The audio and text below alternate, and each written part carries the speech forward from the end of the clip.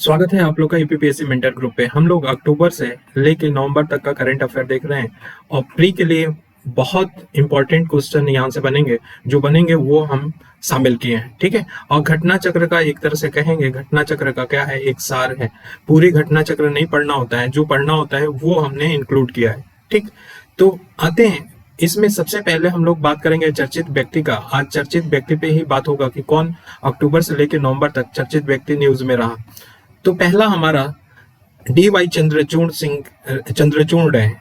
D.Y.. Chandrachud, Dhananjay Yashwant Chandrachud इनका पूरा नाम है। ये 50वें क्या बन गए, हमारे सीजीआई बन गए। 50वें नंबर के CGI, chief justice of India बन गए। 49वें नंबर के कौन थे, तो यू ललित, ठीक है। और ये बताओ कौन से आर्टिकल के तहत सीजीआई का नियुक्ति होता है, तो आर्टिकल 124 होता है। लेकिन 124 में भी कौन, ये क्लॉज 2 होता है, ध्यान रखना, क्लॉज 2। सीजीआई की नियुक्ति कौन करता है, तो प्रेसिडेंट करता है।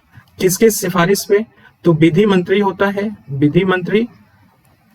और कोई विधि वेता होता है या विधि की जानकारी रखने वाला इंसान होगा, उसके सिफारिश पे प्रेसिडेंट क्या करता है, सीजीआई की नियुक्ति करता है। ये बात समझ में आया। तो 124 क्लॉज 2 में ये प्रावधान दिया गया कि सीजीआई की नियुक्ति कैसे होगी। तो हाईकोर्ट की चीफ जज का, जो चीफ जज होता है हाईकोर्ट का, उसकी नियुक्ति किसके तहत होती है, तो 217 क्लॉज 1 के तहत होती है। वो भी कौन करता है, प्रेसिडेंट करता है। और इनकी नियुक्ति कैसे होगी, इनकी नियुक्ति हमारे जो कॉलेजियम सिस्टम है उससे, अभी बात करेंगे कॉलेजियम सिस्टम पे भी बात करेंगे। जब इसकी बात उठी है तो चारों तरफ से ठोक बजा के देखा जाएगा कि कहाँ से क्वेश्चन बन सकते हैं। इतना बात समझ में आया। और जो डी.वाई. चंद्रचूड़ हैं, ये इलाहाबाद हाईकोर्ट के मुख्य न्यायाधीश रह चुके हैं। तो इलाहाबाद के मुख्य न्यायाधीश किसके, 2013 से लेके 2016 के बीच में रहे हैं। इलाहाबाद हाईकोर्ट का कब स्टेब्लिश हुआ था, तो 1866 में हुआ था, ये ध्यान रखना। अच्छा, एक बात ये बता रहे थे कि कॉलेजियम के थ्रू, कॉलेजियम कब बना था, तो ये ध्यान रखना कि एक स्कोरा केस आया था, यस कोरा, इसका फुल फॉर्म होता है supreme court advocate on record association. 1993 के केस में कॉलेजियम प्रणाली आया था, ठीक है। कॉलेजियम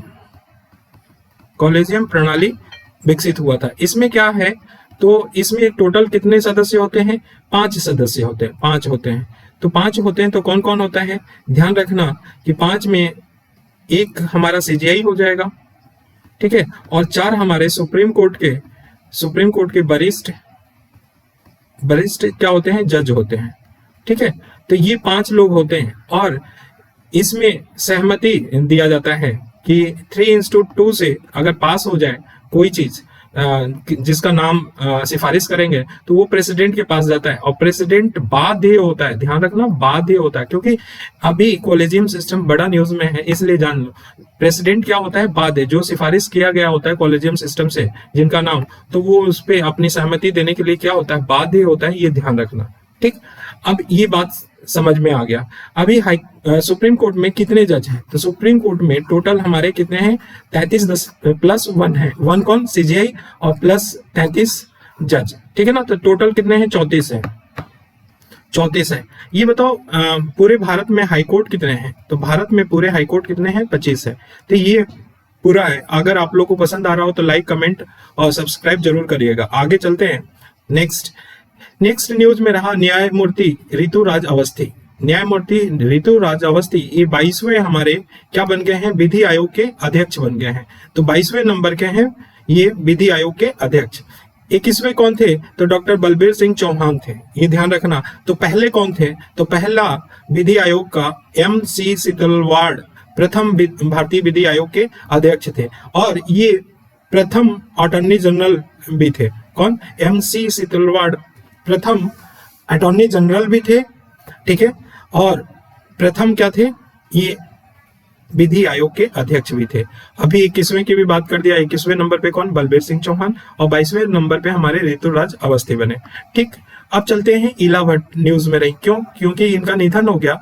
और ये 1972 में सेवा की स्थापना की थी। वेरी इंपॉर्टेंट, सेवा क्या है, तो self employed women association of India है, ठीक है ना, वुमेन के लिए बहुत बड़ी संस्था है, ठीक है ना, एनजीओ कह लो। वो 1972 में इस्टेब्लिश किया था, किसने, ईला भट्ट ने।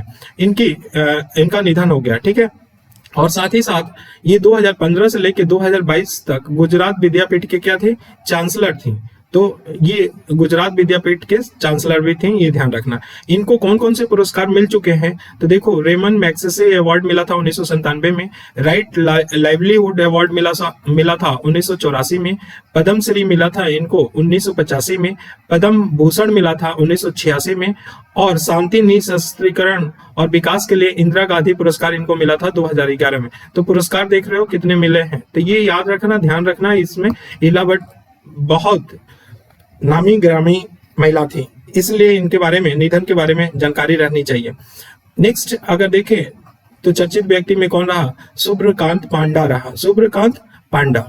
तो सुब्रकांत पांडा के बारे में जाने तो ये फिक्की है, जो federation of Indian chamber of commerce and industry है, उसके अध्यक्ष चुने गए हैं 22-23 के लिए, ध्यान रखिएगा। नेक्स्ट चर्चित व्यक्ति में देखें तो लुइज इनासियो लुला डी सिल्वा, लुइज इनासियो लुला डी सिल्वा, लुला डी सिल्वा का नाम क्यों चर्चित में रहा, तो ये ब्राजील के नए राष्ट्रपति बन गए, वेरी इंपॉर्टेंट। और ये 2003 से लेके 2010 तक ये ब्राजील के राष्ट्रपति रह चुके हैं, ठीक है।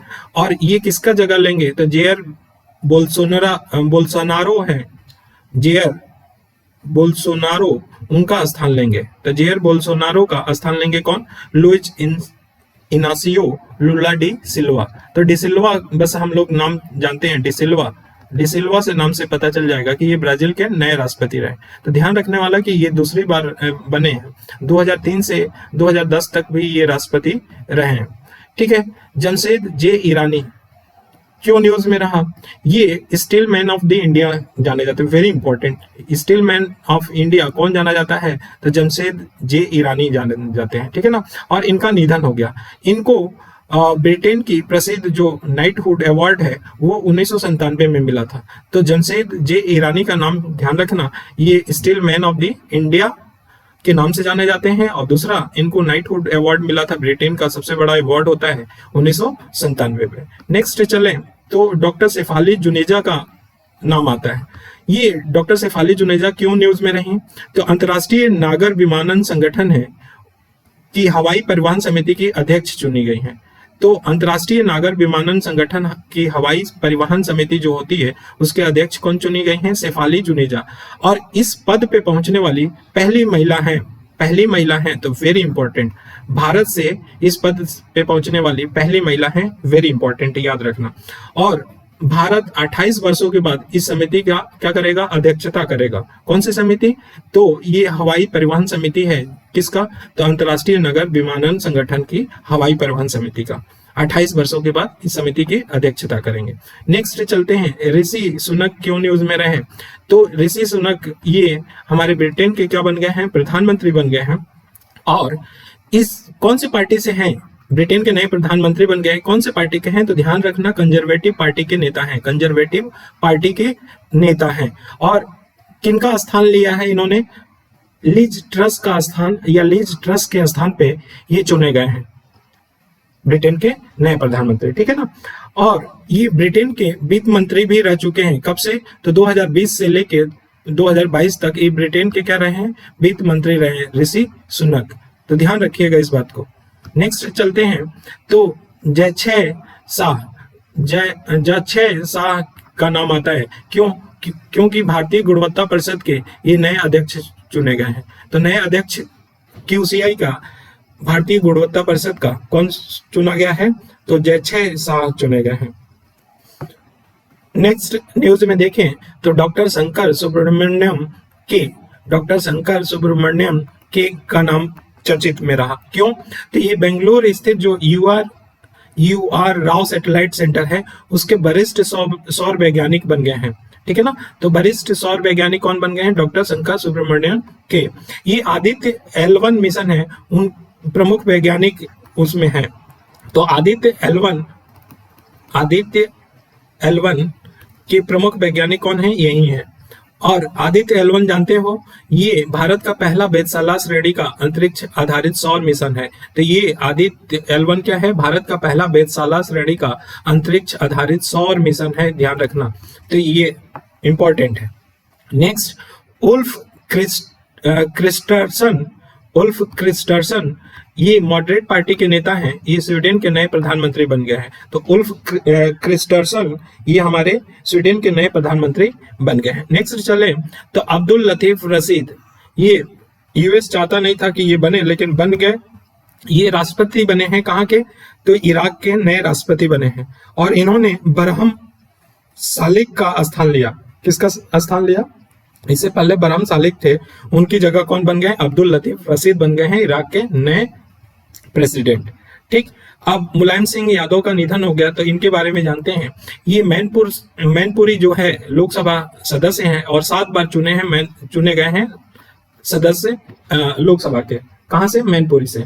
दूसरी बात, इन्होंने मुलायम सिंह ने 1992 में समाजवादी पार्टी का गठन किया था या स्थापना किया था। दूसरी बात। तीसरी बात कि ये 3 बार उत्तर प्रदेश के मुख्यमंत्री रह चुके हैं, 3 बार उत्तर प्रदेश के मुख्यमंत्री रह चुके हैं। तो देखो, पहली बार 1989 से 91 तक, दूसरी बार 93 से लेकर 95 तक, और तीसरी बार 2003 से लेकर 2007 तक ये क्या सीएम रह चुके हैं उत्तर प्रदेश के।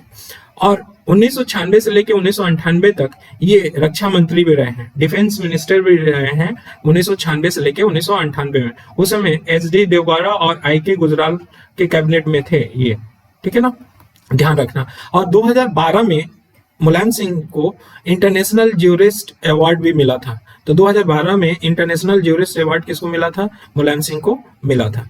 तो ये मुलायम सिंह के बारे में कुछ था। अब चलते हैं विवेक लाल। विवेक लाल क्यों न्यूज में रहे, तो ये भारतीय मूल के अमेरिकी एरोस्पेस इंजीनियर हैं।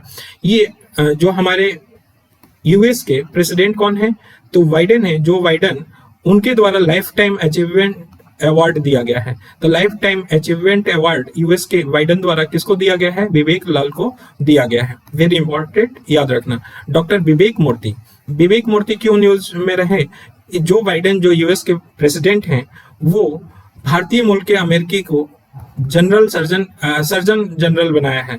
तो सर्जन जनरल बने हैं यूएस के सर्जन जनरल कौन बने हैं, डॉक्टर विवेक मूर्ति बने हैं। और WHO के कार्यकारी बोर्ड में अमेरिकी के प्रतिनिधि कौन करेगा, यही करेंगे डॉक्टर विवेक मूर्ति करेंगे, ठीक है ना।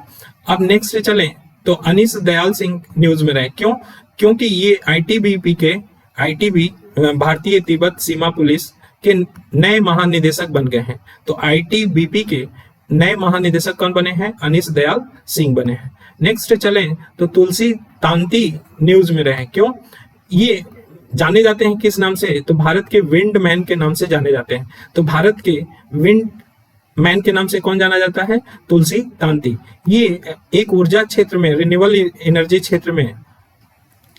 एनर्जी में एक कंपनी है जिसका नाम है सुजलान एनर्जी लिमिटेड। उसके संस्थापक अध्यक्ष और प्रबंधन थे, ठीक है। तो संस्थापक अध्यक्ष और प्रबंध निदेशक थे, इनका निधन हो गया तुलसी तांती का। ये वेरी इंपॉर्टेंट, भारत के विंड मैन के नाम से कौन जाने जाते हैं, तो तुलसी तांती जाने जाते हैं। नेक्स्ट, आर वेंकटर मणि क्यों न्यूज में रहे, कि ये उच्चतम न्यायालय के वरिष्ठ अधिवक्ता हैं, अभी अटॉर्नी जनरल के रूप में ये नियुक्त किए गए। तो ये अटॉर्नी जनरल कौन से आर्टिकल के तहत नियुक्त किए जाते हैं, तो 76 के तहत किए जाते हैं। प्रेसिडेंट इसको नियुक्त करता है और इनका कार्यकाल कितना होता है, 3 साल के लिए होता है।